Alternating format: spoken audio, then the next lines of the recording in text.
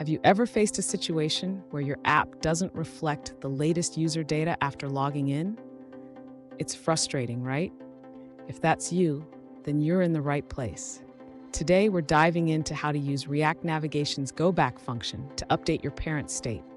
I totally understand how annoying it can be when you log in or register and your app still shows outdated information. You're definitely not alone in this. Many developers encounter this issue, and it can be a real roadblock.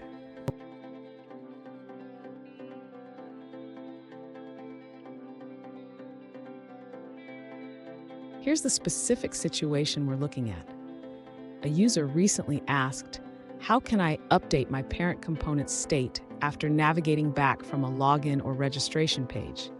They want to ensure that their app displays the correct username after logging in. Sound familiar? Let's explore this together. So, what could be the solution? The key here is to pass parameters back to the parent component when navigating back. This way, the parent can listen for those parameters and update its state accordingly. Let's break it down step by step. And don't go anywhere. I've got a handy tip at the end that will make managing your app's state even easier. To update the parent state after the user logs in or registers, the user should first ensure that they are using React Navigation's Navigate function correctly. They can pass parameters when navigating back to the previous screen. Next, the user should modify the parent component to listen for these parameters. They can achieve this by using the useEffect hook from React Navigation, which allows them to run code when the screen comes into focus. After that, the user should ensure that the state is updated correctly. They can use the setState function to update the displayed username when the parameters are received. Finally, the user should test the implementation by navigating to the login or registration screen, completing the process, and checking if the username updates correctly on the previous screen. Did you know? React Navigation is one of the most popular libraries for routing in React Native apps, and it makes managing navigation state a breeze. But even the best tools can have their quirks. Now, let's look at the answers provided by other users. An alternative solution provided by another user suggests using the Navigate method from React Navigation version 5. This method can act like goBack if the screen already exists, allowing you to pass parameters back to the previous screen. In the provided code example, two screens are defined.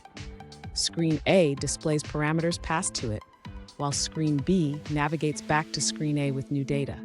This allows the parent component to update its state based on the parameters received. Let's take a moment to review another user's answer. An alternative solution provided by a user suggests using the standard Navigate function instead of goBack.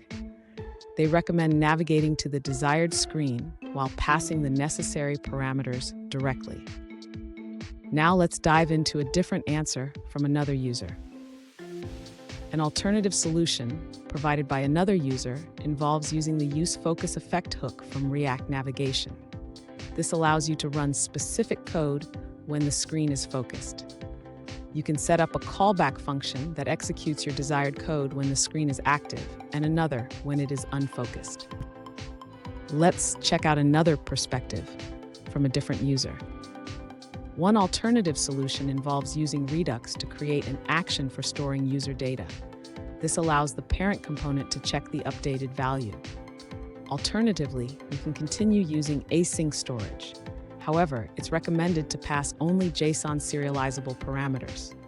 This ensures that if you ever need to save the navigation state, it will be easier to manage. React Navigation has an experimental feature for state persistence, but remember that all routes and parameters must be fully JSON serializable. That wraps up that answer. Let's move on to another one.